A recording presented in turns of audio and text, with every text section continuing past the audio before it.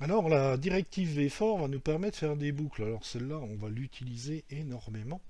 C'est une des plus importantes pour le rendu, par exemple, de liste d'éléments. Hein. Imaginez, à un moment donné, on va faire de l'Ajax, on va récupérer des éléments JSON qui vont être sous forme de tableau, même de tableau, et puis on va surtout utiliser des VFOR pour les parcourir.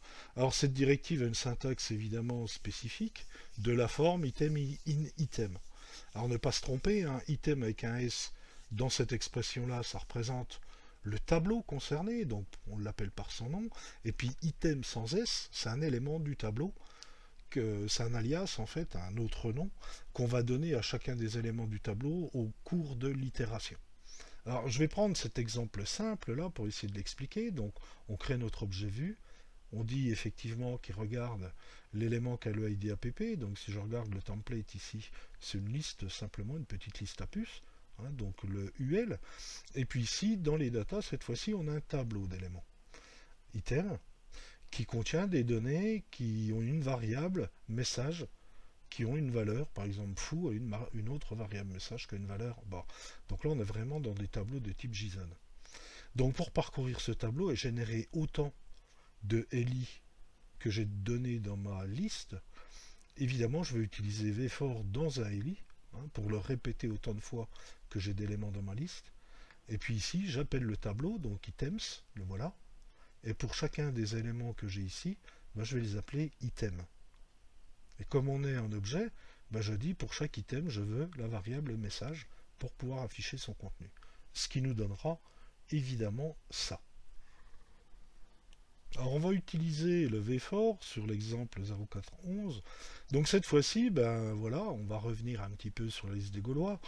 On l'a mis en dur évidemment à l'intérieur des données, sachant qu'à terme on va la ramener avec une requête Ajax et vous allez voir par rapport à ce qu'on avait fait l'année dernière, ça va être beaucoup plus facile à intégrer.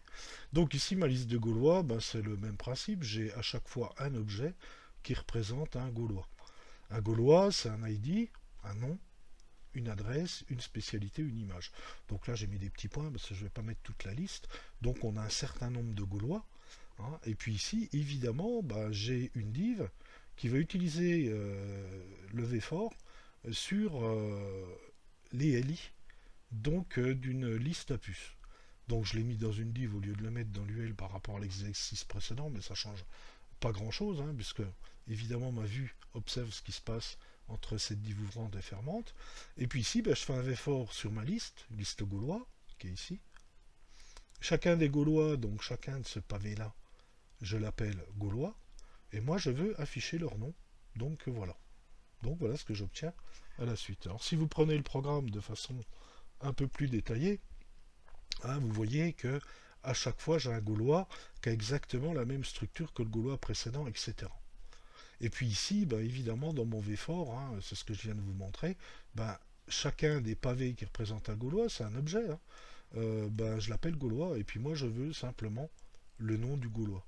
Donc si on regarde cet exemple 04011, bah, vous voyez que, bah, effectivement, hein, que ce soit des structures complexes ou simples, le principe reste le même, et j'obtiens effectivement une liste à puces avec le nom de mes Gaulois.